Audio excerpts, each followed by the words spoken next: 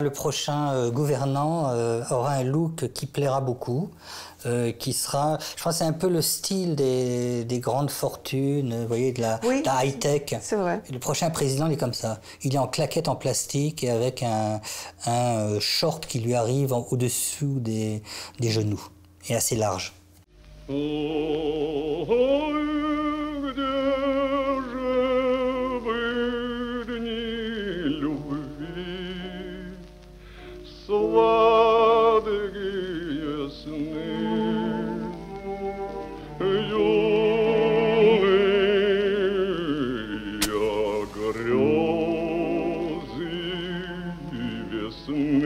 Franck Perrin, bienvenue à la librairie du Globe, la librairie russe du Paris, 67 boulevard Beaumarchais. Alors, d'abord, j'ai le plaisir de... On se vous voit, on se tutoie? J'adore les deux. D'accord, on peut alterner. On peut alterner, ouais. D'habitude, je vous vois les hommes qui me sont proches. Et oui, moi aussi. C'est-à-dire que plus proche je suis, plus je passe au vouvoiement. Oui. Donc faisons en sorte. D'abord, quand notre Louison Édition, la maison d'édition de la librairie du Globe, vous a proposé de faire un livre pour la nouvelle collection dirigée par Guillaume de Sardes, Les Dissidents. Quand on vous a proposé d'écrire quelque chose sur quelqu'un, vous avez proposé Philippe Mestre. Mestre. Pourquoi? Parce que Philippe Mestre, c'est une espèce d'ovni, c'est un artiste qui a été actif, on va dire, pendant 4-5 ans, qui a fait des actions tonitruantes, qu'on pourrait qualifier aujourd'hui au bord de l'attentat. Il a notamment, avec une espèce de pédalo, attaqué le port de guerre de Marseille avec des fusées de détresse, des choses comme ça. Et c'est un artiste qui a inspiré énormément ses pairs, et puis qui, d'un coup, a décidé, même sans le décider, s'est mis à disparaître. Et donc c'était une espèce de comète comme ça, artistique, et il y a, comment dire, la possibilité de raconter une histoire qui modélise un petit peu, on va dire, une vie parfaite. Brève, mais parfaite.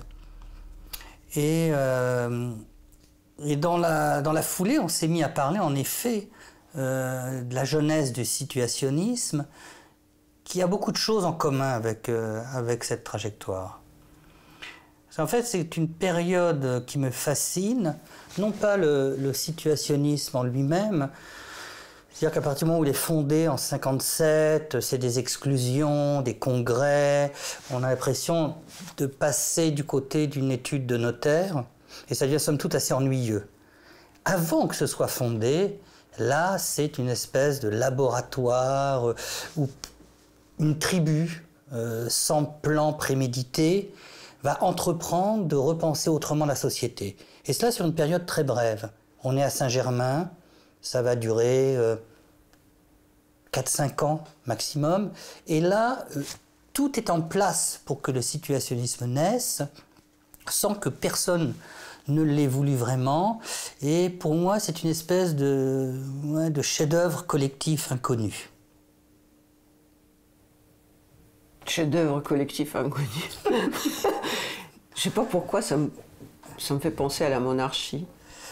Je m'explique. Je trouve que la monarchie, en tant que organisation de société, c'est une œuvre collective. Hein, parce qu'on invente des personnages, on invente des princes. C'est somme toute très comme un conte que le peuple invente lui-même. Et, on est un peu, et les situationnistes... quels sont vos penchants politiques en dehors de l'art ou dans l'art? Je dirais globalement, moi mes valeurs, c'est une indépendance et une entreprise individuelle à tout prix. Je crois dans l'action, si infime et même si discrète soit-elle. Les situationnistes refusant le spectacle ont une action puissante, mais quasi secrète et invisible. Et ça, j'aime beaucoup. Il y a une espèce de lyrisme. On n'est pas loin du dandysme qui est dans la perfection telle qu'on ne le voit pas. Bah, les révolutionnaires étaient très dandystes. Oui. Et Guy Debord d'ailleurs aussi. Oui. Mais, et cette jeunesse avait une beauté foudroyante, une beauté... ils étaient très très stylés, ils avaient tous entre 20 et 25 ans. Jean-Claude Moineau mettait toujours des pantalons blancs de travailleurs sur lesquels il y avait des inscriptions à l'époque. Situation n'existait pas de l'international lettriste, donc il avait sur ses pantalons blancs des motifs d'une vie et d'une société nouvelle. Il y a un très très beau livre de ce photographe hollandais, Ed van der Elsken, qui est Loved on the Left Bank, et ce photographe qui est un peu bohème, va vivre avec ces gens pendant quelques mois et photographier en noir et blanc.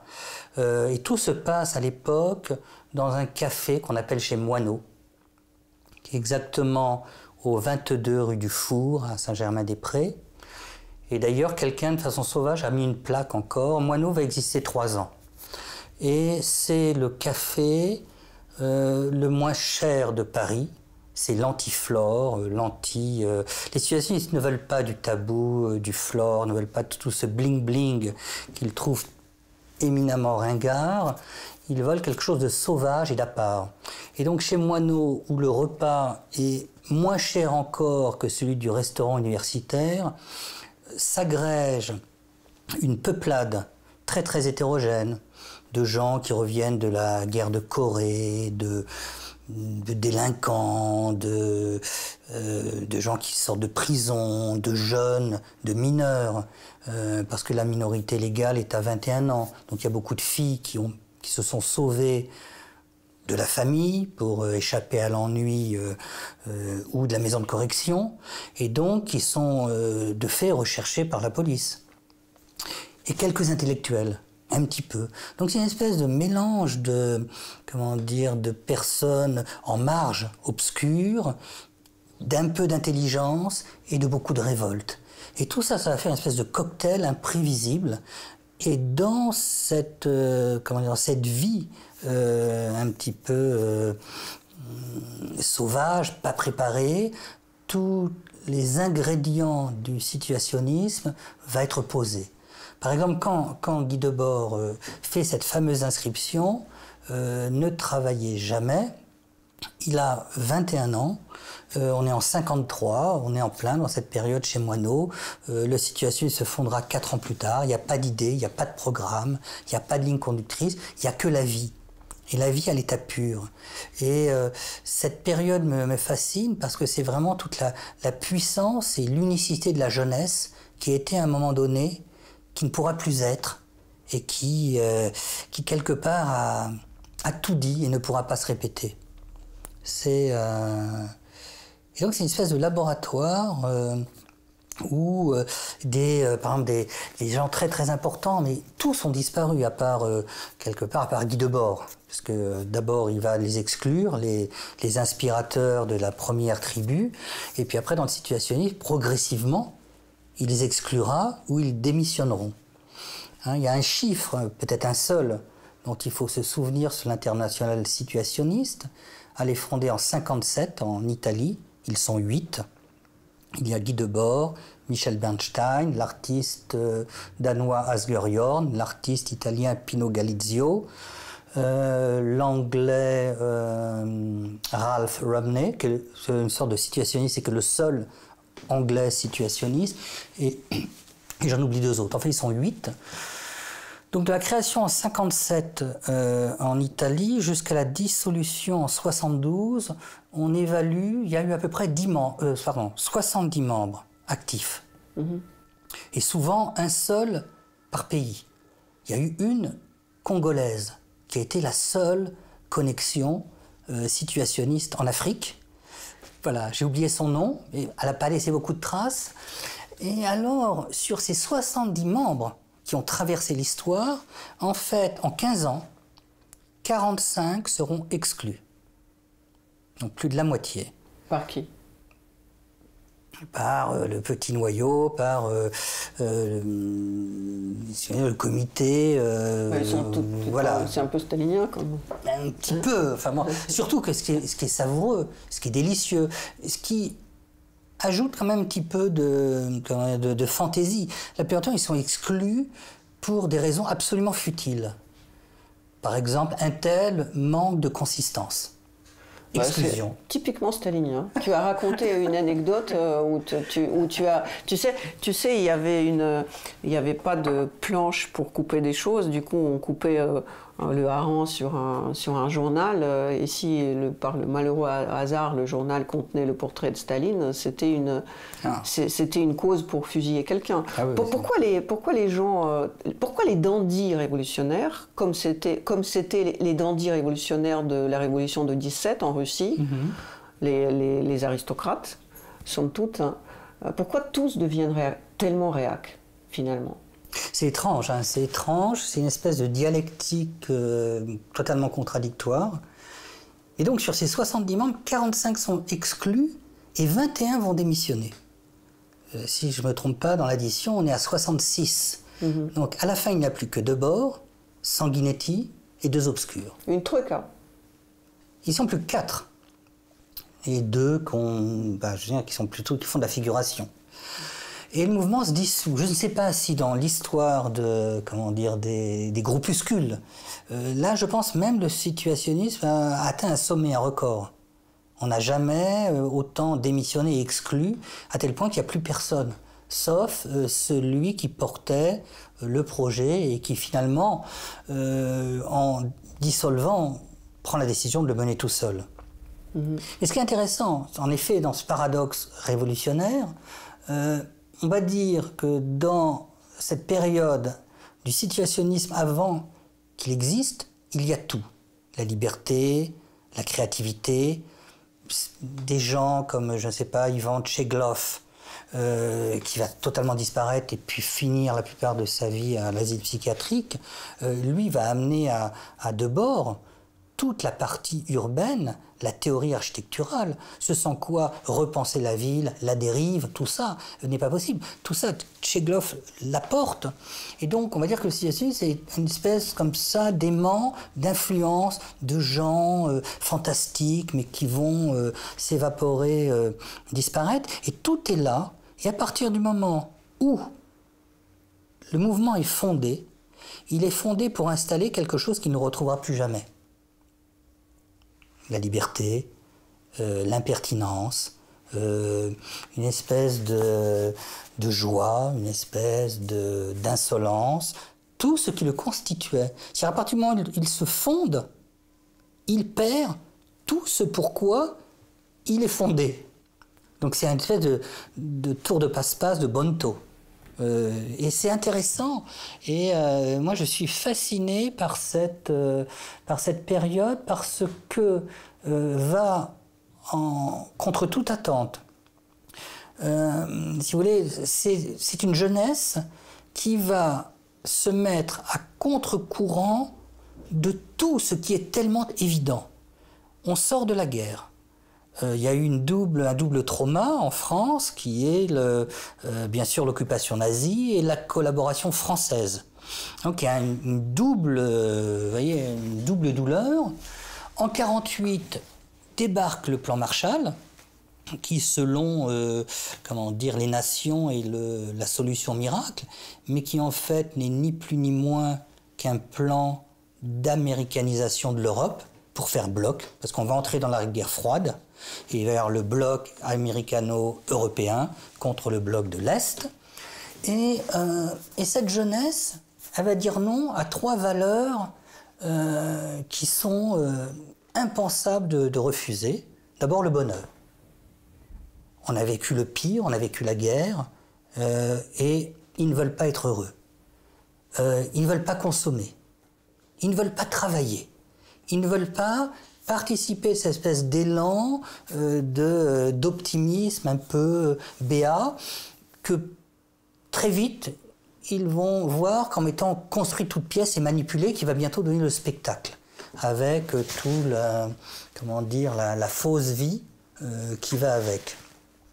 Et donc, alors qu'on entre, on va être bientôt dans les 30 glorieuses, les frigidaires, les voitures, la consommation, on sort de la guerre, il faut à tout prix être heureux, eux disent non au travail, disent non au bonheur, ce qui est totalement délirant, ce qui est un outrage au bon sens ambiant. Mais à la fois là-dedans, c'est aussi dans l'après-guerre, ce proto-situationnisme, ce situationnisme avant l'heure, ça va être vraiment la préfiguration de tout ce qui va arriver dans les, on va dire, même dans les 30 années qui vont venir. C'est-à-dire une jeunesse qui conteste un programme politique. Il est vrai que ils ont pas, personne n'a pensé 68, mais que 68 bégayera, répétera tout ce qui avait été dit 10 ans plus tôt par cette jeunesse qui ne travaillait jamais, qui voulait jouir sans entrave, etc. Et ça va modéliser, on va dire, jusqu'à les campus de Berkeley, la contestation de la guerre du Vietnam. Ça va être vraiment le noyau nucléaire secret de tout ce qui va éclore dans les 2 décennies qui vont suivre. Rien, par exemple, tout ce qui est, vous voyez, les architectures utopiques, archigrammes, les villes suspendues, tout ça. C'est Tcheglov, il raconte, il faut changer la ville, changer la vie, n'avoir qu'une passion, celle de se consacrer à des passions nouvelles, et réinventer en permanence avec la dérive, qui est un truc très, très étrange, qui se faisait d'ailleurs spontanément. Ils étaient chez Moineau, ils buvaient, ils commençaient à être un peu saouls, beaucoup saouls. Ils avaient passé toute la journée assis, ils se levaient et ils allaient de point en point, prendre des coups ailleurs et continuer ce truc. Et ils dérivaient déjà sans le savoir. Il y a beaucoup des dérives qui ont été appelées dérives, mais c'était des marches. Il fallait prendre l'air, et puis prendre l'air pour continuer à reprendre des coups et continuer à découvrir la ville autrement que le métro, boulot, dodo et ce rythme nous le proposait. Donc c'est un manuscrit dont il y a peu de traces, mais c'est une espèce de manuscrit collectif, non programmé, un terreau dans lequel énormément de choses vont germer. Et ce qui est très beau dans cette jeunesse, c'est qu'ils veulent à tout prix aussi, il y a des valeurs, ils veulent absolument pas réussir. Donc ils ne revendiquent rien. Ils ne veulent être fiers de rien. Ils ne veulent avoir la gloire de rien. Et ils vont faire tout cela, de cette manière-là. Donc, mais je pense, cela a été vivant avant la fondation de ce mouvement qui va le développer, l'établir, en faire la promotion mais à la fois qui va perdre en se fondant toutes les raisons et les racines et les réalités qui l'animaient et le faisaient être. C'est comme tout ce qui s'institutionnalise, finalement devient apparatchik. Tout à fait. Oui. Et ils auraient dû dire, en effet, comme ne travaillez jamais, ne vous instituez jamais, continuez comme ça. Après, le paradoxe, et je pense la grosse difficulté, et c'est pour ça que le mérite de Debord, c'est d'avoir mis une œuvre, d'avoir mis en forme, et d'avoir écrit tout ça. Parce que là, on est confronté à un truc un peu magique, c'est une jeunesse sauvage, magnifique, mais la jeunesse, elle ne dure qu'un temps, et pour toutes les jeunesses. Et une jeunesse en suit une autre. Alors, qu'est-ce qu'on fait quand la jeunesse est finie? Où on tire un trait, on change totalement de vie, on prend un autre modèle parce que celui-ci est le plus pertinent, ou alors j'ai le sentiment que Debord s'est mis un peu dans la bure d'un moine où il n'y aurait plus de joie, il n'y aurait plus de bonheur, mais il écrirait, il mettrait en forme toutes ces choses-là pour qu'elles puissent durer et qu'on puisse les raconter. S'il n'avait pas été là, je pense que c'est un double paradoxe. En fondant le situationnisme, il a perdu cette liberté qu'on devait défendre, mais s'il n'avait pas éteint cette joie qui était celle de la jeunesse, elle n'aurait jamais existé pour nous. Donc c'est un paradoxe intéressant, mais donc je pense qu'il s'est dit voilà, la fête, la dérive, tout ça, il est devenu très sérieux. Il a écrit des livres, il a fait une œuvre, il a fait des films, comme un éducateur, pour mettre en forme les choses qui devaient pouvoir se transmettre. Parce que cette jeunesse un petit peu débridée, il fallait qu'elle ait son franciscain qui... Là aussi, il y a un paradoxe, parce qu'au fait, d'un jeune dandy révolutionnaire, il se transforme comme tu dis, comme vous avez dit, une espèce de prof didactique, et d'ailleurs son livre est très didactique. C'est même délibérément ultra didactique pour détourner et surenchérir l'arrogance de la théorie qui une prise d'autorité. La théorie est toujours un peu terroriste. Hein. C'est ça. Théoriser, c'est mettre au carré, c'est-à-dire il n'y a pas de théorie. Toutes les théories sont un petit peu violentes, même les plus pacifistes. On a commencé par votre projet de faire le livre sur Mest, qui vous fascine par sa disparition. Et assez proche. Vous faites une espèce de poursuite à la recherche d'un personnage qui on ne sait pas où il est et s'il est encore vivant. Et Guy Debord, vous faites aussi, ce qui m'a fasciné, c'est que là vous êtes venu avec son livre dans toutes les langues, je ne sais pas, il y en a quelques-unes que je reconnais, d'autres que je ne connais pas. Vous êtes fasciné par lui et je sais que vous avez fait une espèce de recherche aussi, presque policière. Oui. Oui. Vous avez une démarche... c'est un thriller. Mais en fait, ma question, c'est sur vous. Vous passionne que les gens qui disparaissent et qui se cachent, ou c'est Guy Debord lui-même et vraiment son livre qui vous intéresse, ou le fait qu'il a fallu, d'ailleurs, raconter cette histoire de votre rue dans laquelle vous vivez, rue Visconti, et comment vous avez fait des recherches par rapport à Guy Debord. Ouais, si vous voulez, moi c'est quelque chose qui m'obsédait, parce que la rue Visconti où je suis est une rue, je suis au 22, au 24, Racine y est mort, en face Balzac dans sa jeunesse il a fait son business de libraire et a fait faillite au début du XXe siècle. Comme je le comprends. Oui. Non, parce qu'à l'époque, imprimer au début du 19e, c'était comme Internet. C'était comme Free, vous voyez, c'était les providers de savoir. C'était un truc, c'était le Graal, être imprimeur. Et finalement, Balzac était un meilleur auteur qu'il ne fut imprimeur. Il avait plus un talent pour compter que pour imprimer. Et puis, au début des années 60, Christo barre la rue Visconti et fait sa première installation environnementale. Et un jour, dans une monographie sur Debord, je vois une information totalement dingue, que je ne soupçonnais pas. Il a vécu à l'hôtel au 1 rue Racine quand il arrive à Paris, pendant plusieurs années. Et à un moment donné, pour écrire et travailler, il a besoin d'un endroit qui ne soit pas l'hôtel où c'est compliqué. Et donc, de ce que je lis, 2 personnes, sa compagne qui est devenue vite sa femme Michelle Bernstein et l'artiste danois Asger Jorn qui était à l'époque dans le mouvement Cobra, donc Copenhague, Bruxelles, Amsterdam, se cotisent pour lui acheter un petit appartement rue Visconti. Et je vois ça seulement dans un livre. Alors là, je deviens, cette rue Visconti, ça me rend fou.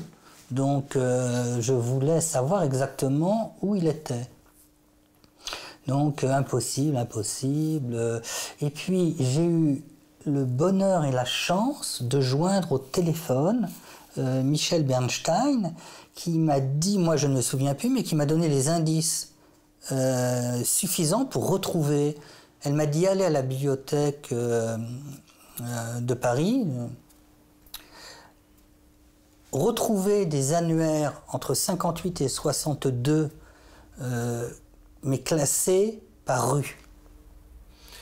Et comme, en l'occurrence, cet appartement qui a été fait pour écrire n'était ni plus ni moins qu'une chambre de bonne, où il n'avait pas de téléphone, donc rien n'était à son nom, où il n'y avait même pas l'eau courante, mais elle se souvenait du nom de qui ça a été vendu, un décorateur de cinéma qui avait racheté les chambres de bonne. Et donc, j'ai fini par tomber sur ce monsieur qui avait racheté l'appartement et découvrir que Racine est mort au 24, j'ai le studio au 22 et lui était au numéro 18. Et donc, et là tout d'un coup, ça me parle parce que je me dis, il y a un truc magnétique, c'est un truc de fou. Tout tient sur quelques mètres carrés. Et après, j'ai continué de réfléchir et j'ai mesuré du 18 rue Visconti, où il a sa première adresse d'écriture, au Ne travaillez jamais, qui est au bout de la rue Visconti, et au début, sur les contreforts des murs de l'Institut, rue de Seine, il y a exactement 180 mètres. Et ensuite, du square du Vert-Galant, où, selon son testament, il a demandé que ses cendres soient dispersées. Parce que ce square du Vert-Galant, de ce que j'ai compris, toute cette jeunesse tumultueuse, souvent s'y retrouvait la nuit, buvait, s'amusait, rêvait, refaisait le monde, à cette espèce d'endroit qui est comme un navire sur la Seine. Et du Ne travaille jamais au square du Vert-Galant, où sa jeunesse s'est amusée et où ses cendres ont été dispersées, à vol d'oiseau, il y a 200 mètres. Donc en fait, je dirais, il y a sur cette zone une sorte de triangle des Bermudes, du situationnisme, qui tient sur un triangle de moins d'1 kilomètre. Et puis si on le regarde mieux, entre la rue du Four, Moineau, tout a circulé, et Guy Debord est quelqu'un qui a assez peu voyagé.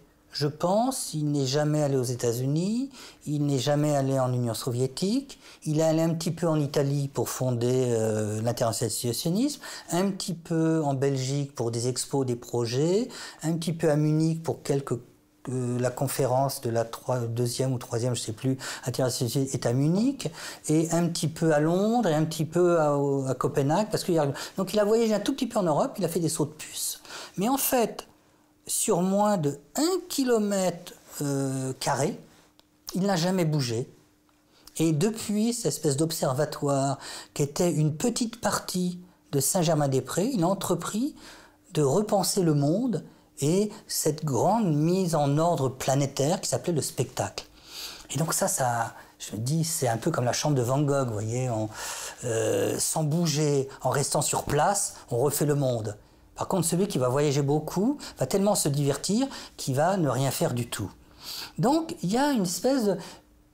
Je vois, aussi bien en Philippe Mest que dans le jeune Guy Debord et le suivant, des gens qui ont des vies pleines de paradoxes, mais qui ont eu des vies exemplaires. Comme on pouvait le dire dans l'époque classique. Il a mené une vie exemplaire. On ne sait pas trop ce que ça veut dire, mais ça évoque des choses qui plaisent beaucoup. Et moi, finalement, j'adore ces vies exemplaires. Parce que moi, avant, au tout début, ma première passion, j'ai, pour des raisons très très étranges, j'ai voulu enseigner la philosophie, donc j'étais prof de philo. Cette passion, cette lubie ne m'a pas habité très longtemps. Mais durant mes études et mon enseignement, essentiellement me fascinaient surtout ceux qui n'avaient pas écrit. Socrate, mais bon, le platonisme n'était pas ma tasse de thé, mais surtout Diogène. Diogène de Sinope, on appelait Diogène le cynique. Et si vous voulez, Diogène au IVe siècle avant Jésus-Christ, au 2e ou 3e, presque 700 ans après, un autre Diogène qui s'appelle Diogène de Laërce, un Romain, entreprend de compiler ce qu'il a entendu, ce qu'il a vu, les bouts de trucs des uns et des autres, et il appelle cette espèce d'encyclopédie immatérielle « Vie et sentence des philosophes illustres ». Et j'ai toujours beaucoup aimé la vie de Diogène de Sinope, vue 700 ans plus tard par Diogène Laërce, parce que là, sur des choses aussi graves que la mort, il y a des versions totalement différentes et même totalement opposées. Par exemple, Diogène le chien, dans l'emprise qu'il avait sur lui, à un moment donné, décide d'arrêter, d'en finir avec la vie et décide d'arrêter de respirer. Et paf, il meurt. Une autre version, comme il méprisait le cuit et préférait le sauvage du cru, à, je sais pas, autour de 80 ans, on estime, il ingurgite un poulpe cru et s'étouffe avec. Et moi, ça m'a toujours fasciné. L'écart entre ces deux versions de la mort, un accident stupide, il s'étrangle avec un poulpe, et l'autre, il a une emprise sur lui telle qu'il arrête de respirer. Je pense pas que c'est même possible qu'on puisse en finir nos jours de cette manière-là, en disant « paf, j'arrête de respirer ». Ça m'a beaucoup fasciné. Et donc, ça, c'est des vies exemplaires. Et je pense, en effet, sur un personnage comme Guy Debord, on a à peu près la même chose que sur un Diogène, le chien, un Diogène de Sinope. On a des versions totalement contradictoires, incompatibles, incompréhensibles, mais qui dressent dans cette espèce de chaos. On entrevoit ce qui pourrait être une ou des vies exemplaires. Et j'aime beaucoup ces constructions vivantes. Comment l'existence va pouvoir faire œuvre. Pas forcément une œuvre d'art, mais comment l'existence va générer les traces qui sont celles finalement d'une œuvre immatérielle, mais qui transmet beaucoup. Et par exemple, Diogène qui n'a jamais écrit, 700 ans plus tard, Laërce le compile. On retrouvera ses actes chez Montaigne, jusque dans la peinture du 19e, et à tel point qu'au 20e, être un cynique deviendra un adjectif. Donc le garçon, quand même, notre ami Diogène, sans jamais avoir écrit un mot, il continue depuis 2500 ans de laisser des traces. Et ça, c'est fascinant. Et je pense, cette jeunesse situationniste, avec des choses élémentaires, ne travaillez jamais, qu'on n'est pas sûr même que ce soit... On n'en sait rien qui l'a écrit. C'est attribué, mais peut-être il y a d'autres versions possibles, mais peu importe.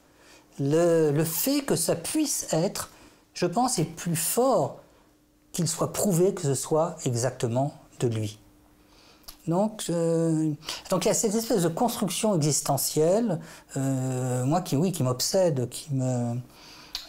Dans votre obsession, vous êtes allé jusqu'à aller, il y a 2 jours ou 3 jours, rencontrer sa compagne qui est encore vivante. Oui, et qui m'a permis justement de m'immerger dans cette chose secrète, parce que il n'y a plus beaucoup de témoins, et c'est vrai que cette chose-là, elle est très difficile d'être appréhendée dans des livres, vous voyez, dans des chronologies, dans des choses.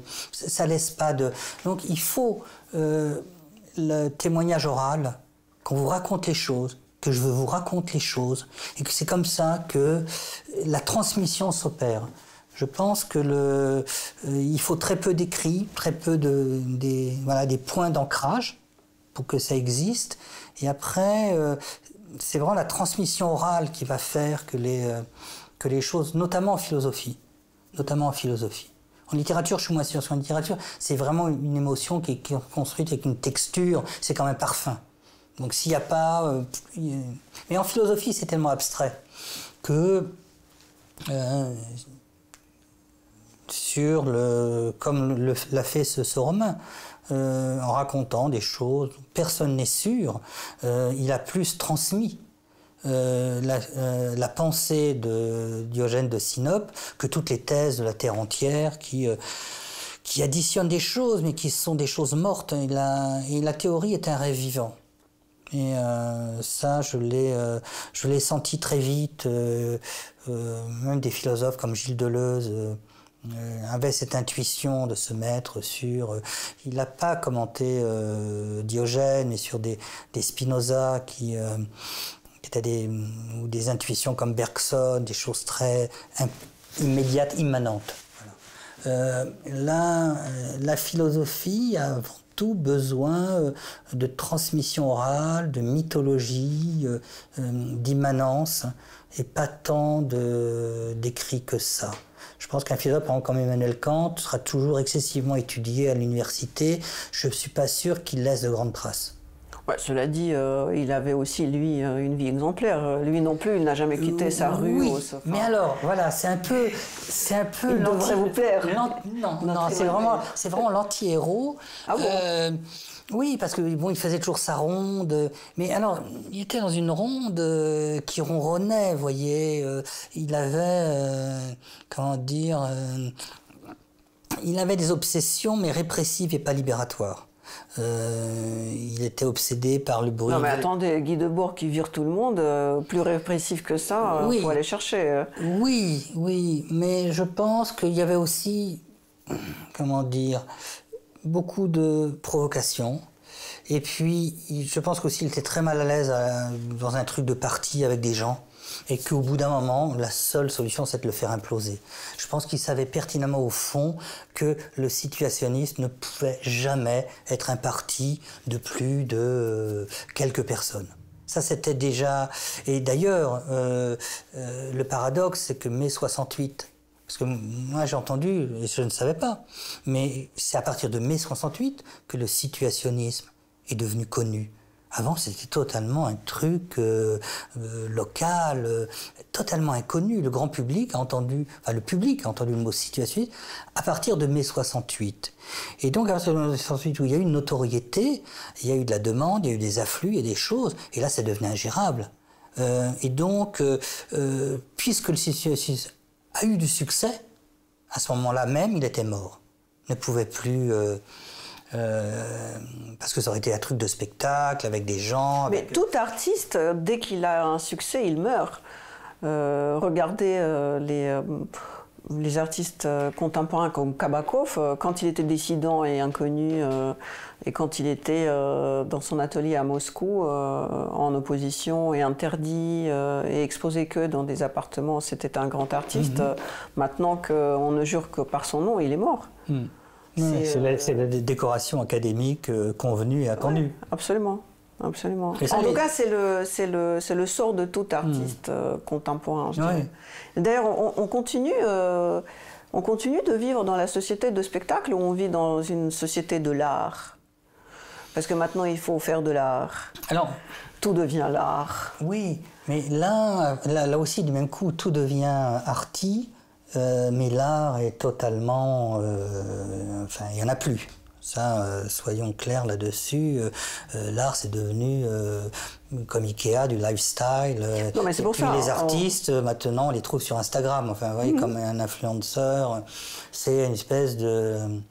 Mais là, ce qui m'intéresse aussi, c'est qu'en fait, les situs avaient bien vu cette espèce d'oppression sociale, politique, de vous voler la vie en la mettant en scène, de vous dérober de ce que vous aviez de plus cher, justement en le mettant sous les lumières, et que c'est un marché un peu faustien. Pardon, on vous éclaire pour mettre en valeur ce que vous êtes, vous n'êtes plus. Donc il se méfiait beaucoup, en effet, des lumières, mais là, aujourd'hui... comment dirais-je, en schématisant, on a Marx, on a le 19e, la marchandise et la plus-value. Après-guerre, le situationnisme dit la marchandise, non, maintenant c'est l'image de la marchandise, c'est son spectacle. La pub. Voilà, la publicité, le cinéma, la télévision, voilà. Là aujourd'hui, Je pense qu'il y a un 21e siècle, il y a une nouvelle phase de l'aliénation, c'est l'aliénation digitale, qui est une aliénation qui était absolument imprévisible. Parce qu'avant, le spectacle, vous voyez, c'est un peu un Big Brother qui n'existe nulle part, mais qui manipule une foule, qui arrose, comme De Gaulle et l'ORTF arrosaient le peuple de ses conseils. Là, c'est devenu diabolique. Il y a un philosophe coréen que j'adore. Il a une formule pour résumer ça. Il appelle ça la happy self-exploitation. Alors, de la servitude volontaire, il y en a eu toujours. Mais elle n'a jamais été heureuse. Et avec le digital, on travaille gratuitement, on poste les choses les plus insignifiantes de sa vie, son petit déjeuner, ses œufs au plat. On est totalement aliéné parce que si on n'a pas des likes, on n'existe pas. Mais on est totalement aliéné, mais tellement heureux. À tel point qu'on le fait soi-même, sans qu'on nous demande rien. Donc là, le système, le plan digital, où il n'y a plus le spectacle qui arrose le peuple, là, c'est devenu multipoint. Et c'est les individus eux-mêmes qui sont heureux de perpétuer une servitude qui, là, sera irréversible. Donc là, on est dans un truc, et même Satan, il n'aurait pas pu comploter, construire cette aliénation digitale qui est imparable. Vous voyez, c'est comme des choses comme l'urgence sanitaire. À partir du moment où il y a le mot sanitaire, il ne peut plus y avoir de pensée. Si vous commencez à réfléchir, eh ben vous êtes complotiste. Donc là, on est dans un truc unilatéral où dès qu'on pense, c'est plus possible. Et Instagram, enfin tous ces réseaux, c'est des choses qui sont prévues pour justement... je parlais avec des penseurs, je dis mais qu'est-ce que tu veux que je philosophe sur Instagram? On ne peut pas penser. Non, parce que tout est prévu pour qu'il ne puisse pas y avoir de place, pour qu'il ne puisse pas y avoir de pensée. On ne peut que poster des impulsions. En même temps, chaque saut technologique, chaque changement technologique mène à un changement d'expression artistique. Oui. Ah, oui, oui. Walter Benjamin en parlait pour les photos. Oui, oui, on est maintenant... on n'est pas spectateur d'un spectacle, on est nous-mêmes... L'instigateur de notre misère. On est l'auteur. On devient pour la première fois l'auteur de la misère. C'est pour ça que la misère... Auto-entrepreneur. On est auto-entrepreneur de sa misère personnelle. L'auto-entrepreneur de son échec... Et ça, c'est imparable, parce que c'est sans recul possible. Mais ça donnera des choses très intéressantes, c'est sûr, qu'on n'imagine pas encore. Mais le fait est qu'en effet, cette analyse de l'aliénation du spectacle, là, on est allé dans une phase qui est plus du tout celle du spectacle qu'on regarde passivement. Ce qui énervait beaucoup les situationnistes, c'est de dire vous êtes dans votre fauteuil au cinéma, comme un truc figé, et puis vous recevez des trucs comme un zombie. Là, non, avec les téléphones, ils sont tous actifs. Ils postent, ils échangent, ils commentent, ils likent, ils délikent. Et la servitude de tous et de chacun, elle est devenue joyeuse et active. Et on en est l'auto-entrepreneur. Et ça, c'est un bon résumé. L'auto-entrepreneuriat est sans borne et le plus actif dans notre servitude et notre misère. Tout à l'heure, on parlait de la publicité. Guy Debord parlait beaucoup de publicité aussi. Quelle est la différence entre se blanchir les dents avec telle ou telle pâte dentifrice et se mettre à genoux pour ce pauvre Floyd?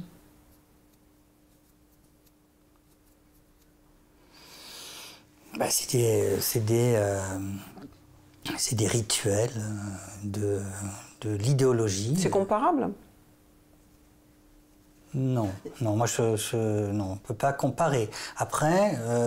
Mais c'est devenu une publicité. On regarde le match de football qui commence par football avec genou pour Floyd. Oui.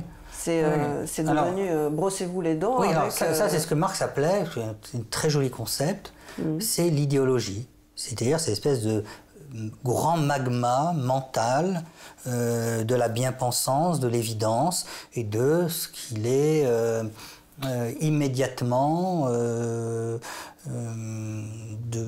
mise, de faire et de le faire inconsciemment. Ça, c'est une espèce d'ordre établi, inconscient, qui est l'idéologie qui va muter. Donc là, je sais pas, c'était bien, je sais pas, d'avoir une cravate. Maintenant, c'est bien d'être avec des claquettes, un bermuda, et puis de se mettre à genoux pour. Mais c'est la même chose. L'idéologie a toujours été. Non, mais alors, ma après, question, les formes d'expression. Alors oui, oui, si on considère que avoir les dents blanches et s'agenouiller, oui, c'est deux gestes qui sont dans l'idéologie ambiante. Voilà. Pas la même signification, mais qui sont dans la même machine à laver. De l'évidence, de la bien-pensance et des clichés subis dans lesquels on a l'impression d'être actif et d'en être l'auteur et les promoteurs. Mais là, je pense qu'en effet,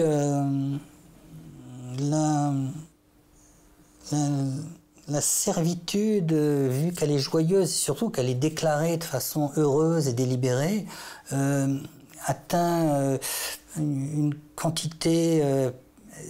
Comment dire, avant, il pouvait y avoir là, on peut plus, il n'y a plus de résistance possible. C'est-à-dire que cette forme d'aliénation, elle a annulé la possibilité même de la penser, de la critiquer et de s'opposer à quelque chose. Sauf dire, ok, j'ai pas de compte, j'ai pas d'électricité, j'ai pas de réseaux sociaux et je bois l'eau à la rivière.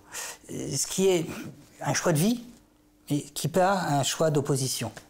Donc, si vous voulez, ce système, cette bulle digitale, ne laisse pas de place à son alter, à son autre, à la discussion, à l'opposition. C'est quelque chose d'unidirectionnel, d'unidimensionnel et qui évacue toute pensée possible. Parce que essayer de penser avec Instagram, on peut pas. On peut que poster des données qui sont des plus basiques, son petit déjeuner, au plus altier, un coucher de soleil. Cela dit, les brèves de Schopenhauer sont plaisantes à lire. Ah oui, mais ça on était dans l'écriture, on était dans le. On peut très bien Instagrammer ou TikToker Schopenhauer. Oui, mais alors est-ce que tu as des choses à dire? Oui. Mais est-ce que les gens, je suis même pas sûr. Qu'est-ce qui vous dérange, la forme ou Non, je trouve ça diabolique. Parce que pourquoi alors, une sentence de Schopenhauer, une sentence de Schopenhauer sur Instagram va être à 90% likée, parce qu'il faut liker, mais elle sera lue à 1%. Donc elle sera appréciée pour des raisons que faut liker pour être liké, qu'on like n'importe quoi. Mais j'ai peur que cette phrase si forte et si belle, qui aurait pu porter des vagues de conscience, de plein de choses, ne fût sur Instagram qu'à peine lue. Donc, en même temps, combien de, pardon pour l'expression, de connards qui citent à tort et à travers les deux phrases en latin d'un philosophe qu'ils ont appris et qui veulent se faire passer pour des intelligents. Oui. Ça, c'est vraiment ça. L'intelligence, de toute façon, est rare. Ça, c'est les snobs très ringards qui ont un pied dans le 19e et l'autre dans la tombe, vous voyez. Les mecs qui font des phrases en latin pour sembler intelligents. Moi, je trouve ça, même, j'adore, parce que si on dit, les mecs, quand même, ils sont fantastiques, quand même. C'est un truc, c'est au théâtre ce soir, on les attendait pas. Et ils deviennent de plus en plus rares. Non, mais moi, je trouve l'époque, elle est voilà, c'est une espèce de tsunami, de data, de données. Il va y avoir du mouvement, il va y avoir des vagues. C'est intéressant. Mais c'est vrai que ça n'a pas été pensé dans le plan théorique de Marx qui s'adressait que à la marchandise, ni dans le plan théorique de Debord qui s'adressait, qui était structuré autour de la question du spectacle. Là, on est autour du big data, qui est autodiffusé spontanément par des gens qui, de toute façon, même s'ils savent qu'ils sont surveillés, aliénés, manipulés par tout ça, n'ont pas le choix de faire autre chose. Donc là, oui, c'est intéressant. On est une période très très intéressante parce que les alternatives et les manières de poser des choses un peu différentielles deviennent excessivement compliquées. Donc si on aime le challenge et résoudre des énigmes et des choses impossibles, l'époque est fantastique. Vous voyez, hein? C'est bien quoi. TikTok. Ça, il faut que je m'y mette. Je n'ai pas encore réussi. J'ai jamais eu de Facebook. J'ai un petit Instagram, voilà. Mais TikTok, bientôt. Dans 2 ans, quand ce sera ringard et qu'on sera passé à autre chose. Mais alors après, moi, je vois les jeunes, beaucoup. Moi, mes filles... ils sont très réticentes, les jeunes aussi. Ils disent, voilà, Facebook, c'est pour les vieux. Et puis Instagram, c'est pour les cadras qui s'emmerdent un peu dans la vie. Et eux, ils veulent pas, ils sont sur des choses où il y a l'anonymat, où on les voit pas, genre les trucs qui s'effacent au bout d'1 minute. Et je pense que, alors c'est une hypothèse, mais elle est intéressante, que peut-être dans 5 ou 6 ans, tout ça, ce Instagram, les likes, va être terriblement ringard. Et qu'on s'en lasse très vite, et qu'on passe à autre chose. Et c'est inéluctable. Alors, vu à la vitesse à laquelle où ça se régénère, on pense que la technologie est la dernière chape de plomb, mais il se peut que, in fine, on s'en lasse très vite et qu'elle n'ait pas l'éternité ou la dimension inéluctable qu'on lui prétende et qu'en fait, qu'elle soit peut-être beaucoup plus éphémère qu'on le pense. Guy Debord, qui de toute façon posait d'une façon ou d'une autre la question pourquoi on est spectateur et par qui on est gouverné. Par qui on est gouverné aujourd'hui? Ça, c'est une très très bonne question. C'est une très bonne question. Je dirais c'est un tressage par personne en particulier, mais par un alliage de grands groupes qui président l'économie, d'interlocuteurs politiques qui font passer des mesures. Enfin, il n'y a pas un Big Brother derrière tout ça. Il y a des clubs. Des clubs qui s'arrangent pour avoir des décisions qui soient les plus profitables au club. Pour tout le monde, qui font les moins mauvais des choix possibles. C'est des décisions, des compromis, des choses comme ça, mais qui concernent le club. Je pense qu'en effet, on est gouverné par des clubs qui sont politico, économico, voilà, tout le... Mais il y avait une opposition... Et que ce club, par contre, n'est régi que par ses intérêts. Voilà, c'est ça qui nous gouverne. Les intérêts, le communisme et le capitalisme, il y avait des intérêts. Ils ont en commun des intérêts, tout à fait. Le prolétariat et le capitalisme. Et aujourd'hui, c'est quoi l'opposition de club et de membres de club par membres de club? Ou quelle est l'opposition aujourd'hui? Oui, il y a quand même, je pense que le fossé entre... Capitalisme, communisme, c'est plus une opposition. Non, c'est les deux versants de la même pièce, et même le versant s'est aboli. Mais non, je pense qu'en effet, riche-pauvre non plus, parce que oui. C'est plus ou moins... Oui. Mais, on est plus ou moins égaux.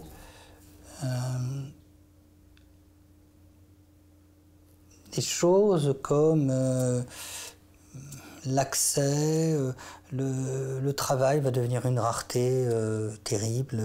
C'est le rêve de Guy Debord qui se réalise. Oui, mais pas, comment dire...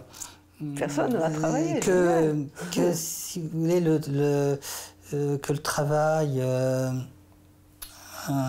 concerne plus que 10% de la population dans un avenir très proche, c'est malheureusement pour ce 10% qui va concentrer les choses.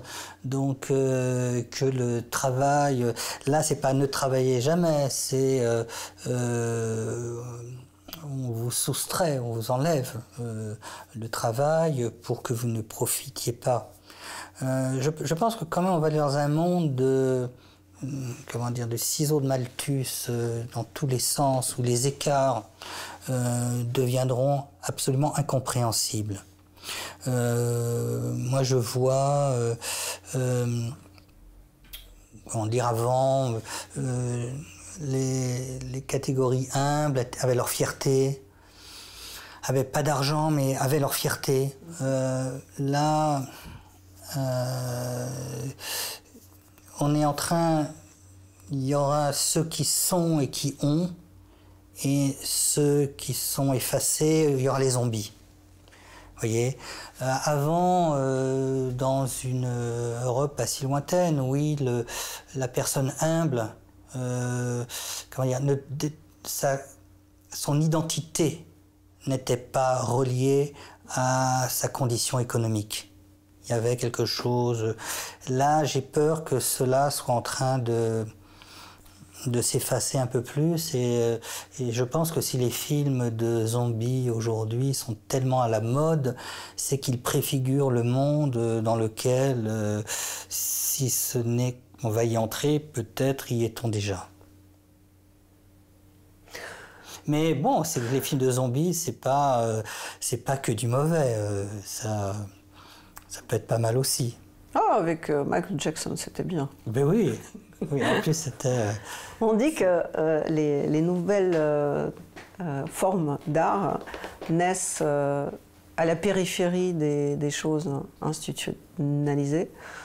Par exemple, je ne sais pas vous, mais j'étais grande consommatrice de cinéma et ça fait des années que ça ne m'intéresse plus, le cinéma.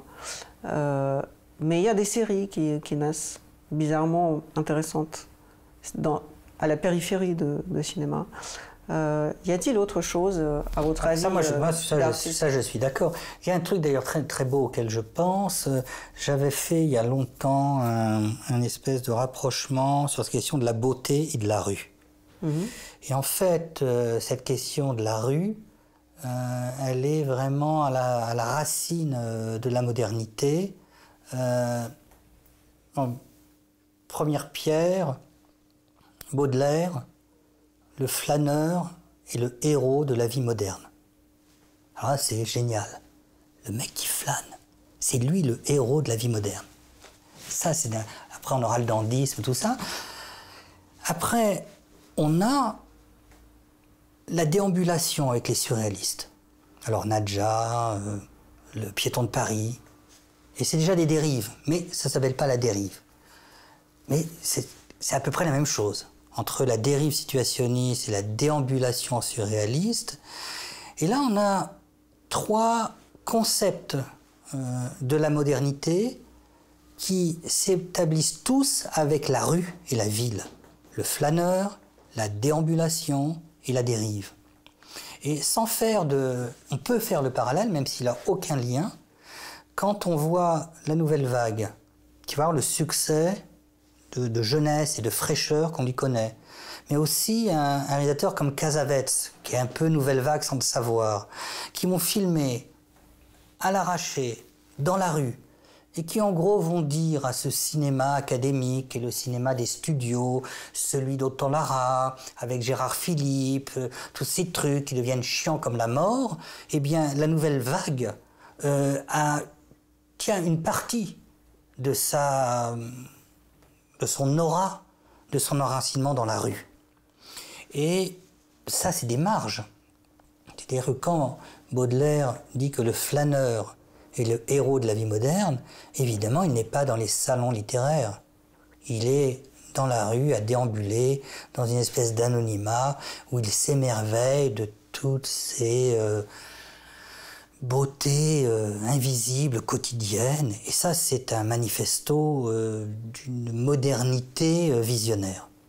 et qui définit bien, en effet, ce que c'est que la modernité. Elle est aux marges. Le cinéma n'était plus dans les studios. Il était dans la rue, même le néoréalisme italien l'avait dit avant, mais il y avait cette volonté... Oui, mais c'est comme le théâtre sans le rideau maintenant. Oui. Enfin, tu comprends même pas quand le spectacle commence, parce qu'il commence au moment où tout le monde s'installe dans la salle. Et c'est vrai que comme le situationnisme n'a eu qu'un temps qui était celui de sa jeunesse, la nouvelle vague n'a eu qu'un temps qui était celui de sa fraîcheur et de son élan. Et je pense que alors c'est ça qui m'intéresse, c'est arriver de cerner cette vie, cette chose qui est très mystérieuse, qui est très passagère, qui est un peu cette insolence, cette liberté qui fait table rase de quelque chose et qui s'apparente beaucoup à cette chose qu'on appelle la jeunesse, dont on ne sait pas trop ce que c'est, parce que c'est quand même Bon, si, la jeunesse, c'est les nihilistes, hein, ils sont partout pareils. Hein. Les nihilistes russes... oui, la jeunesse souvent dit non. Ben, c'est normal. Ouais. C'est normal. La démocratie est née en Grèce. Hein. Où est-ce qu'elle va mourir? Où est-ce qu'elle est en train de mourir? Alors ça... Moi, je pense enfin, que la démocratie grecque, c'était comment dire, une invention quasiment impossible, et que de là, elle avait sa force, que ce fait de ruminer comme un chewing-gum des choses auxquelles on s'accroche comme des valeurs éternelles n'est pas bon signe. C'est-à-dire que là, on mastique un steak dans lequel il n'y a plus de viande et il n'y a plus de jus depuis, je vais être modeste, je veux dire quelques décennies, mais on pourrait dire des siècles. Là, on est un peu comme des ruminants. Oui, mais c'était bien la révolution, le 18e, on a fait des trucs, mais il faut penser autrement, ce truc de démocratie. Oui, vraiment. Mais ma question, c'est qui est le fossoyeur? Enfin, sur quel territoire, je pense que globalement, va être sa tombe? elle est à peu près partout et elle est plus nulle part parce que c'est pas un modèle, comment dire. Je pense qu'en effet, le tissu social, le tissu de l'échange, il faut complètement le repenser en profondeur. Et trouver des fonctionnements qui soient différents. Je pense qu'on est au bout du système, de ces croyances. Là maintenant, où il y a un peu encore des étiquettes, mais plus personne n'y croit. On est un machin. Alors si pour faire passer des choses de bon sens qui sont pour notre survie et que pour la nôtre, même si on est égoïste, soyons écolos, que ça doivent demander des décennies et des votes et des compromis et des machins et des médiations d'intérêts entre le moins bon, le pire et le truc, on n'en est pas sorti. Donc je pense qu'il faudra retrouver en effet plus de démocratie directe pour arriver même à faire les choses. Parce que là, on est dans un système... Le changement, c'est maintenant indéfiniment différé. On peut plus rien faire. On ne peut plus rien bouger. Alors il y a Strasbourg, il y a là on a eu les régionales. Je sais pas, 20% des gens sont allés voter. Je trouve que c'est déjà beaucoup aujourd'hui. Alors que c'est terrifiant. 80% de la population ne vote plus. Enfin, n'a pas voté dimanche. C'est surréaliste, c'est colossal. Pour moi, c'est normal. J'ai jamais voté, par exemple, de ma vie. Moi non plus, mais si vous voulez, moi je trouve bien pourquoi vous voulez que les autres aillent voter si vous voulez voter? Je trouve que c'est bien. Mais si vous le faites pas, moi je trouve pas que c'est bien. Et, je le fais pas. Les autres le font, c'est leur. Enfin, il y a des gens qui vont dans une église. Non, je trouve que c'est bien parce que j'ai pas la solution. Je dis il faut plus de démocratie directe, ça je le pense. Si j'avais à dire ok, on fait table rase, on vote plus et on fait différemment, et que j'avais vraiment le système à proposer aux gens. je dirais c'est bien de ne pas voter. Je ne l'ai pas, donc ça n'engage que moi. Je ne vote pas, mais je ne veux pas dire aux gens ne votez pas, alors que je n'ai pas véritablement la solution qui peut être celle de leur bien. Donc je m'abstiens et je trouve ça bien que l'abstention de vote ne concerne que moi-même. Donc si dans l'art, par exemple, Guy Debord, qui était un moraliste avec son propre moral, oui. Dans la société, on peut être citoyen avec sa propre vision de société sans participer pour les autres. Je ne sais pas si je m'exprime bien, mais est-ce que le schéma de Guy Debord, moraliste avec le moral à lui, est-ce que ça peut devenir quelque chose de sociétal? Il le souhaitait. Moi, je n'ai pas la solution. Lui, il l'avait selon lui et selon ses principes. Il fallait modifier la ville, créer des ambiances.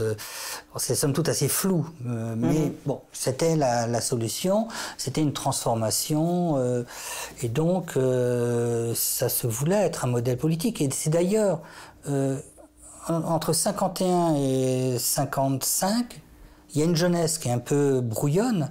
Mais c'est quand Debord va vraiment voir la ville et la dimension politique du situationnisme qui va le fonder, et que là ce sera un programme, et que c'est c'est vraiment ce passage de l'artistique.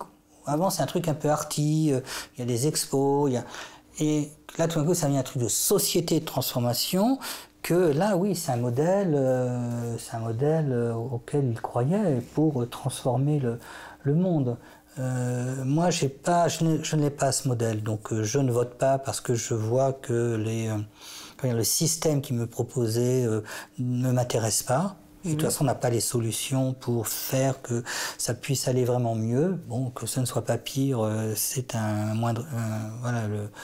le moindre mal. Mais après, je trouve que ceux qui croient et qui votent, c'est bien parce que je parle, vous voyez, l'alternative à leur proposer. D'accord. Je sais pas, comment dire, j'ai pas de, et je pense que je travaillerai même jamais pour avoir le truc, le programme, l'idée politique. Je pense que je ferai jamais de politique. Ah oui, il faut être taré pour faire ça. Ça ne m'excite pas. Il faut être psychopathe. À un moment donné, j'ai failli. Ah oui. Mais c'était une blague. Mais qui aurait pu, vous voyez, beaucoup de blagues. Tout commence par une blague ou par des choses. J'habitais dans le 1er arrondissement, au 5 de la rue Cambon. Le 1er arrondissement, c'est l'arrondissement où il y a le moins d'électeurs. Et à cette époque, je sortais beaucoup comme un homme politique. J'allais beaucoup dans tous les restaurants, dans tous les bars. Les gens m'appréciaient beaucoup. Quelle définition d'un homme politique? J'adore. Je dépensais beaucoup d'argent, les gens m'aimaient beaucoup. Et j'étais en train de devenir, autour de la rue Cambon, comme un homme politique. Sans le savoir. Et puis un jour, avec un restaurateur, j'habitais rue Cambon, je lui ai dit, écoutez, je pense qu'il faudrait d'abord privatiser cette rue, ces tapis rouges, vous voyez, la rue Cambon, raid parquet. Ils le font à Cannes, on ne serait pas plus con de ne pas le faire à Paris. Ensuite, toutes les rues adjacentes, parce que on fait ça pour les voitures, stationnement. Donc là, j'étais ravi, tapis rouge, stationnement. J'ai dit, on barre le 1, on fait payer l'entrée, et on le rebaptise le First. Et on fait sécession dans la ville de Paris. Et alors là, avec ça, en rebaptisant le premier le First, on a un plan média qui est planétaire. Et là, on est les rois du monde.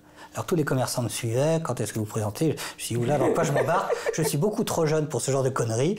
Et je me suis dit, au moins, on s'est amusé pendant quelques semaines, quelques mois. Mais c'est le seul moment où j'ai entrevu. Après, je me suis dit, bon, me retrouver à la tête d'un arrondissement avec un projet stupide comme le First, je n'ai pas envie de m'engager là-dedans. Et la seule chose que j'ai trouvée dans la politique, c'est qu'en effet, elle m'a permis de m'amuser un peu. Ouais. Mais c'est un peu comme ça que je vois les choses. Il y en a des mères qui s'amusent beaucoup là, à ce moment-là. Je pense. Après, c'est des tempéraments, des dispositions.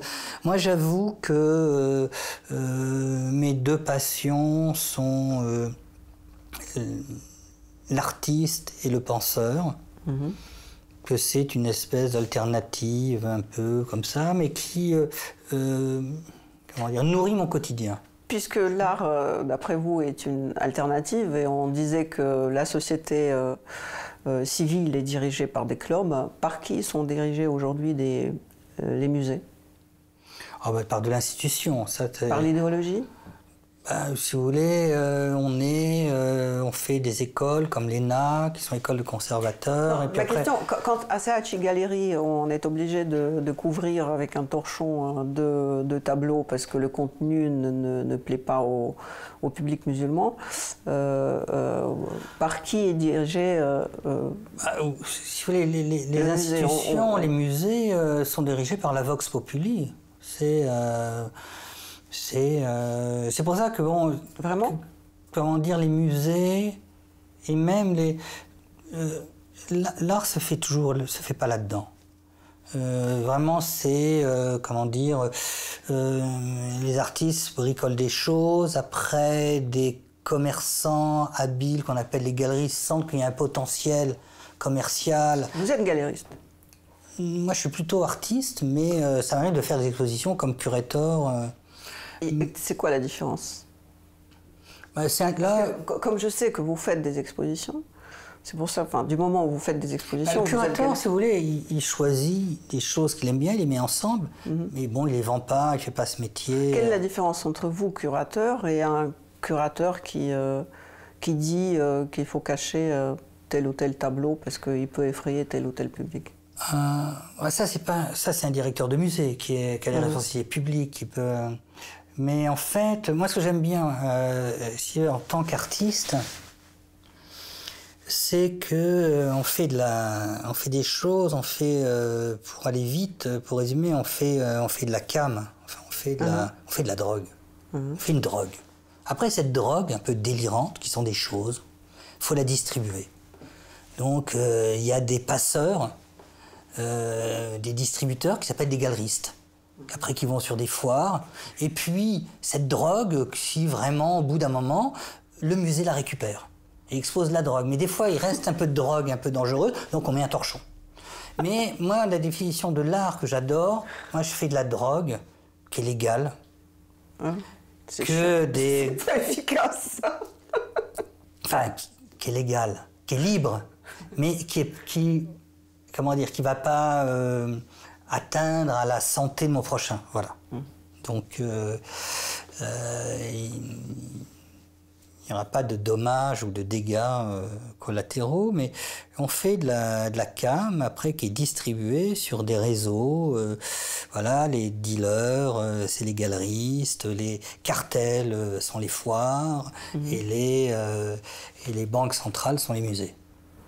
Après que tout ça soit blanchi, bien sûr. Et la mafia ? Elle est où? Elle est partout. Elle est à tous les niveaux.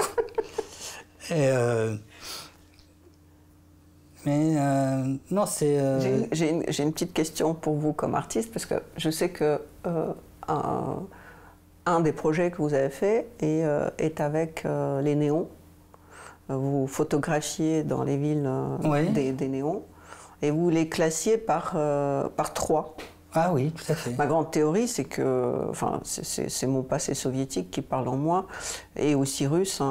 Il y a la trinité de Rublov, la fameuse icône, et puis la trinité soviétique, et Marx, Engels, Lénine. Et vous classez vos néons par trois. Quelle est la règle de vos trinités, et qui est Père, Fils et Saint-Esprit? Alors là, en fait, longtemps, c'est un projet qui est venu comme ça. Je me promenais dans des villes diverses et variées, et j'étais ébloui par ce néon qui étaient des mots pizza, cigare, tattoo. Et donc, j'ai trouvé fascinant. Mais c'est un truc qui a ruminé pendant des années, comme ça.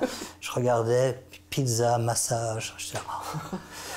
Et donc, après, j'ai commencé à d'abord tous les noter et faire un dictionnaire de ces mots mis en néon, qui est une électricité avec de la haute tension, une brillance, quelque chose qui est très après-guerre, qui est très années 50, qui est un peu... je suis aperçu que, bon, en gros, il y avait... parce que ce que j'ai découvert dans le néon, en fait, c'est des besoins élémentaires. Alors, sexe, sexy, massage, pizza... Mais bon, c'est très limité. Je dirais il y a à peu près 350. On pourrait en trouver 400, mais les 50 seraient presque des raretés, des curiosités un peu calées. Et donc, c'est même pas le langage d'un enfant de 2 ans. Et qui, la nuit, était magnifique. Donc, j'ai commencé à les refotographier. Et je me suis dit, avec ça, je ferais des poèmes de 3 mots. Boots, pizza, tatou. Et ça me suffisait. Pour quelqu'un qui critique le TikTok, vous y allez fort. Et je faisais comme ça, j'additionnais de façon verticale 3 mots qui exprimaient la nuit, dans leur lumière, des choses hyper élémentaires. Et je suis de les mettre ensemble, des fois ça fait des hiatus, mais c'était oui, cette fascination esthétique, parce que chaque néon a un dessin, une manière. Pizza ne sera jamais écrit comme cigare ni comme massage. Donc c'est des choses très... donc j'avais une fascination, une obsession, et j'ai fait ça, mais... J'étais convaincu de faire des espèces de haïkus, enfin de poèmes de 3 mots complètement plats et à la fois lumineux. Et ça, voilà, c'est ça un artiste, ça fait des choses pour des raisons très... mais ça les fait tout seul. Après, il y a quelqu'un qui le voit, qui va le montrer, on va le vendre, après, ça ira au musée, ça ira... Et donc, mais on fait la matière première d'une manière très... vous voyez, il n'y a pas un grand discours. Alors après, une fois que vous faites de l'art, là-dessus, on va raconter plein d'histoires, il y aura plein de théories, de discours, de choses comme ça. Mais moi, la seule, comment dire, définition du penseur ou de l'artiste que j'adore, et c'est la seule d'ailleurs qui m'ait jamais parlé, c'est celle dans son abécédaire que Gilles Deleuze raconte, en prenant l'image de la tique et en disant qu'en fait un penseur ou un artiste a seulement quelques fonctions très très simples. C'est très simple. D'abord, première fonction de la tique, aller au bout. Aller au bout de la branche, aller au bout de la feuille. Tu vas au bout. C'est déjà énorme, mais tu fais quelque chose, tu vas au bout. Et une fois que tu es au bout, tu attends. Tu attends, deuxième fonction, que quelque chose de chaud passe en dessous. Et là, deuxième fonction, tu te lâches.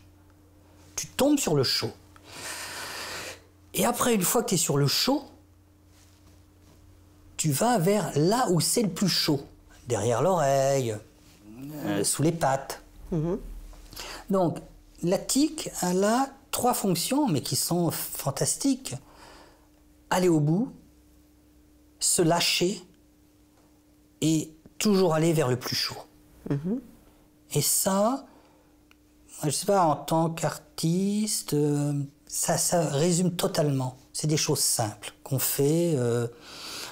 J'ai à ce propos une autre image. J'ai pas pensé aux tigres, j'ai pensé aux rats, parce que quand le navire coule, les rats montent en essayant de se sauver, et les artistes quittaient l'Union soviétique à un moment, en masse, parce qu'ils ne pouvaient plus vivre dans cette société. Et puis, par exemple, la ville de Paris, les artistes, ils migrent d'un arrondissement à l'autre. C'est souvent les artistes qui ouvrent le bal. Là, il y a le 9e qui a essayé de se faire prendre après que les Chinois ont poussé des Juifs. Et après, il y a Lynch qui s'est installé, il a créé une espèce de fabrique. L'immigration artistique aujourd'hui, enfin, il est évident qu'il y a un bateau général qui coule, le Titanic général qui coule. Où vont les artistes? Où ils vont se sauver? Dans quel pays? Ben, moi j'aime bien cette image.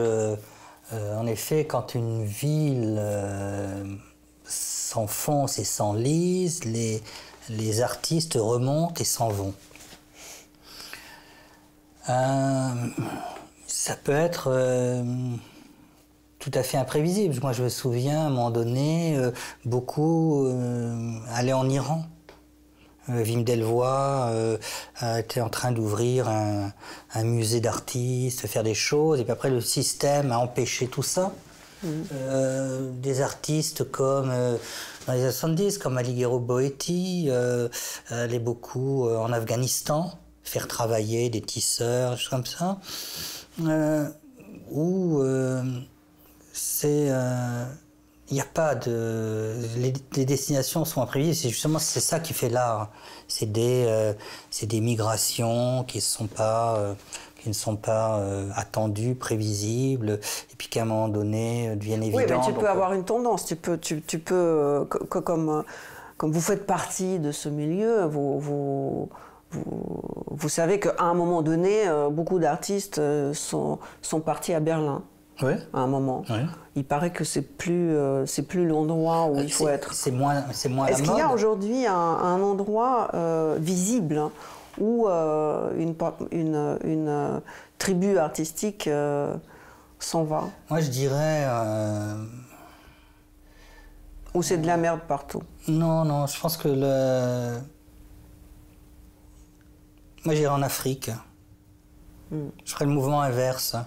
Il y a beaucoup d'artistes africains qui, dans un mouvement, viennent chercher le succès en Occident. Moi, j'irais dans des endroits un peu comme ça, pour vraiment trouver des expériences fortes et fondamentales. Je vois par exemple un très bel artiste comme Bruce Nauman. Au bout d'un moment, à New York, commencer à avoir... Si je reste dans cette ville où j'ai le succès, je serai fini. Donc, il a passé la plupart de sa vie au Nouveau-Mexique, et c'est ça qui lui a permis d'être l'artiste immense qu'il est devenu.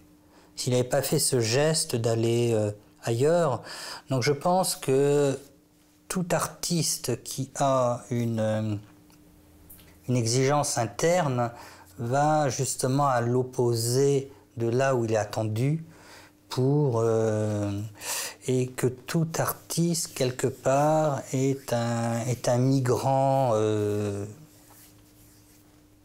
constitutif, d'origine. L'artiste, c'est un migrant, c'est pas quelqu'un qui est dans la place et qui, dès que ça devient un peu évident, ira ailleurs pour trouver une vraie nourriture, où celle-ci n'est pas donnée, distribuée, instituée. Et il reste qu'en effet, avec l'art, même s'il y a plein de choses contradictoires qui se passent avec le monde de l'art, il reste que si l'art est devenu une espèce d'horizon, parce que finalement, il y a 20 ans, les enfants voulaient être médecins, ingénieurs, maintenant ils veulent tous être artistes, photographes, peintres, etc. Je pense que ça correspond vraiment aux besoins d'une époque, à réaliser quelque chose inconsciemment. Oui, on est dans une société artiste où tout à chacun a besoin, à sa manière, d'écrire, de faire, de photographier, de filmer, et que hors de cela, point de salut. Oui, mais en même temps, tout à l'heure, j'ai posé la question, est-ce qu'on n'est pas passé de la société de spectacle de Guy Debord à la société d'art, oui, où tout le monde est obligé d'être artiste? Pour être plus précise, quand je suis venue pour mon premier contrat en France, je suis venue de l'Union soviétique, et puis j'étais journaliste, et puis j'ai commencé à rencontrer des gens à Paris, et une grande partie des gens auxquels je posais la question « Qu'est-ce que tu fais dans la vie Quel est ton métier ?» me disaient « Je suis artiste ». Et je ne comprenais pas. Parce qu'en Russie, il y avait des peintres, il y avait des sculpteurs qui travaillaient par ailleurs, parce que le travail étant obligatoire, et ils faisaient concierge dans une usine, et pendant la nuit, ils peignaient, ils écrivaient. Enfin, il avait un métier et puis il avait aussi un exercice artistique qui avait un nom. J'ai rencontré toute une classe sociale de gens qui n'avaient ni métier, ni savoir-faire, ni enfin, une espèce de style de vie, de gens qui ne travaillent pas, qui se disaient artistes. Ça c'était chanté, c'est Léo Ferré, la vie d'artiste. Oui, si vous dites que c'est finalement le salut, pourquoi vous êtes tellement opposé à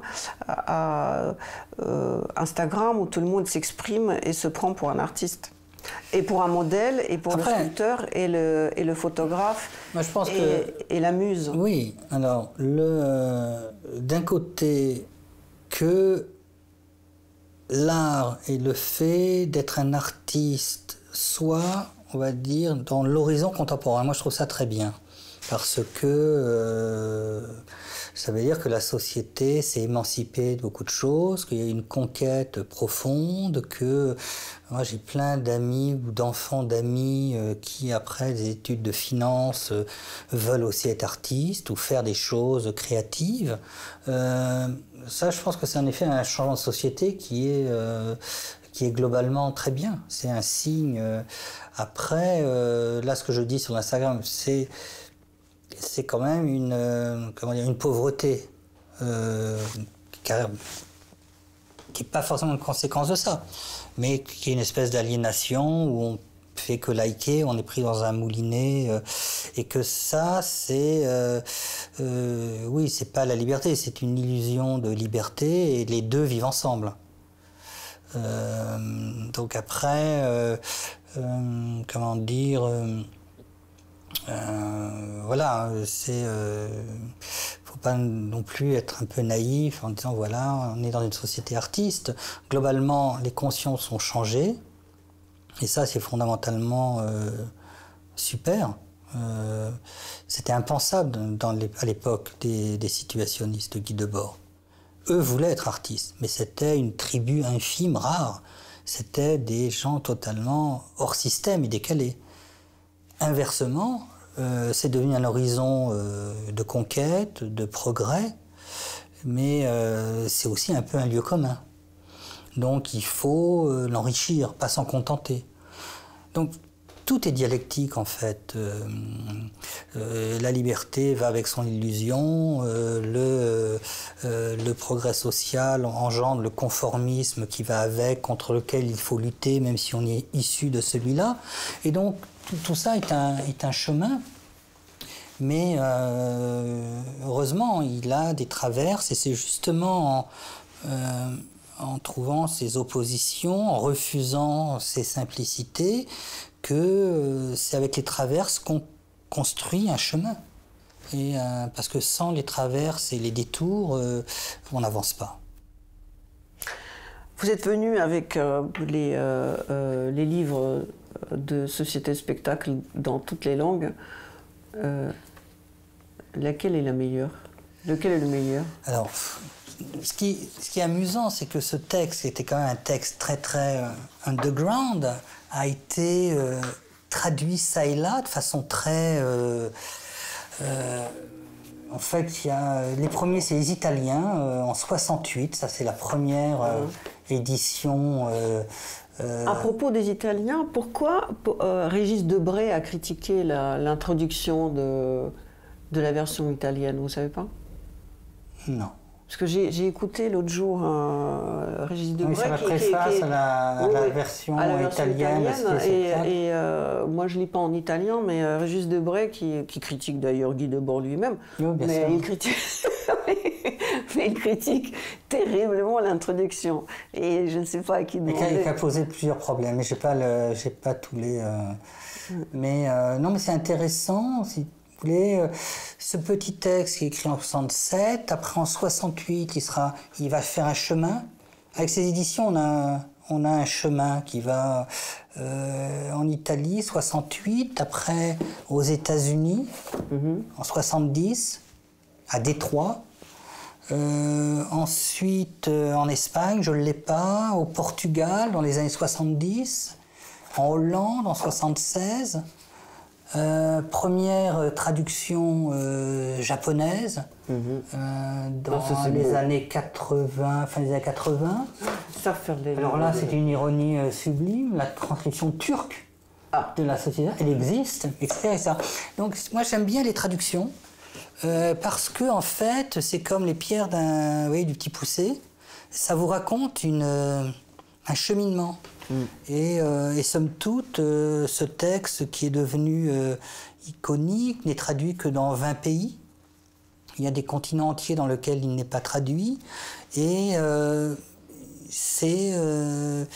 comment dire, les traductions, c'est un cheminement et ces couvertures d'ouvrages me racontent un voyage d'un texte qui... a voyagé un demi-siècle et a trouvé des pousses, a été traduit là enfin, et puis donc c'est une espèce comme ça presque de la graine française, comment il y a une végétation, un arbre qui se construit avec ces traductions. Vous êtes chauvin là tout d'un coup. Et puis j'adore le design aussi, donc je vois ces trucs, je trouve ça, ils n'ont rien à voir les uns avec les autres. La japonaise, elle est magnifique. Elle est sublime. Ouais. Et comment s'appelait ce café où ils allaient Chez Moineau. Chez Moineau. D'ailleurs, il y a deux choses dont je me rappelle, qu'il y avait des filles qui n'avaient pas 18 ans. Oui, des garçons aussi, des mineurs qui étaient recherchés par la police. Aujourd'hui, ça serait tous coffrés, tous les hommes seraient coffrés. Oui, là, ce ne seraient pas des filles qui seraient arrêtées, ce seraient les mecs qui seraient en prison directe. Et voilà. Mais, Et vous m'avez parlé aussi de quelqu'un qui portait un pantalon blanc sublime, tout en se pensant prolétaire. Mention. Jean-Claude Mention, qui était un des premiers de cette époque de l'international lettriste. Oui. Après, il s'est fait exclure. Je pense d'ailleurs, lui, il s'est fait exclure justement pour inconsistance. On ne le trouvait pas assez profond. Il s'est fait exclure de l'international lettriste, il n'a jamais été situationniste. Et moi, j'adore cette période. Il y a des faisceaux de personnages qui traversent, qui sont prodigieux, des comètes, et dont on verra comme ça des apparitions, comme des lucioles dans le ciel de ce Saint-Germain-des-Prés, qui a été une espèce d'aurore de printemps pour notre culture et civilisation occidentale. On vit dans une époque où les jeunes ne veulent plus s'habiller. Ils trouvent que ça se fait plus. Ils fréquentent des magasins de dépôts, de friches. Oui, de recyclage. Oui. C'est étonnant. Qu'est-ce que la mode et la société? C'est-à-dire que quelqu'un qui prétend ne pas être victime de consommation, mais qui se met en pantalon blanc, je ne suis pas comme vous, je ne suis pas un troupeau, mais je crée un autre. Oui, c'est-à-dire que moi, la mode, elle est étrangement, on la taxe par paresse de superficielle, c'est un truc fondamental. C'est plus profond, d'ailleurs, même déjà toute l'histoire des peuples, de l'humanité, la seule chose dont on se souvient, c'est la mode.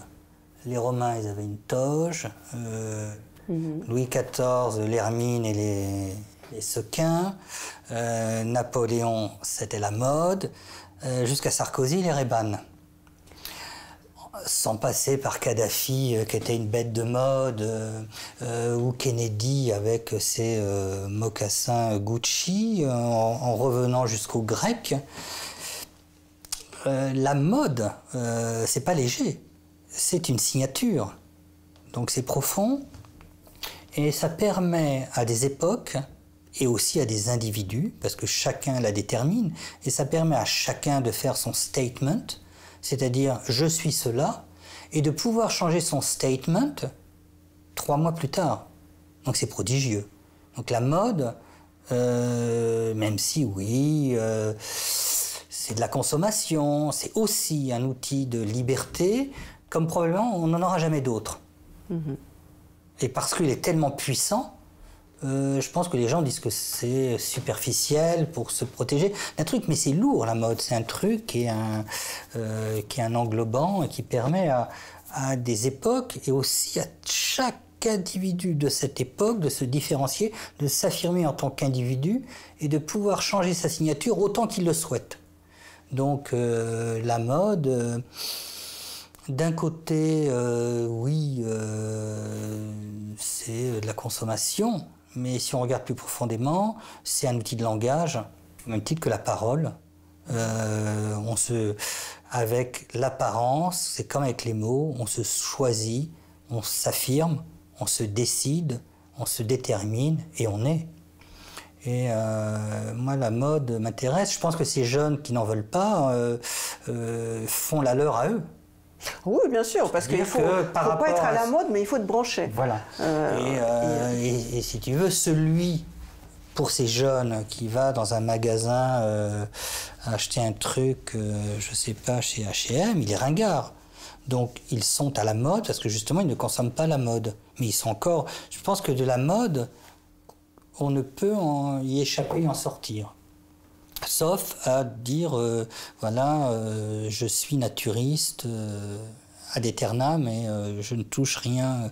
Mais dès qu'il y a le vêtement, il y a du signe, il y a du langage, même si c'est du non-signe, il y a quelque chose qui n'est pas la mode, c'est un constituant voilà, une bien-pensance a toujours un peu regardé comme quelque chose de superficiel, mais qui est aussi profond, même si c'est en apparence que le langage. Le prochain président, il va être habillé en quoi? Ils sont tous à la mode. Hein. Moi, je disais Kennedy, c'était de la mode. Non, le prochain. Jacqueline. À ton avis? Je le verrais. Comment tu le vois? En tant qu'artiste, essaie de faire un portrait du futur président. Un peu comme les grands fortunes du GAFA. Je le vois bien en col roulé. En short, non. En short un peu de rappeur avec des claquettes. D'accord. C'est des claquettes en plastique. Ouais.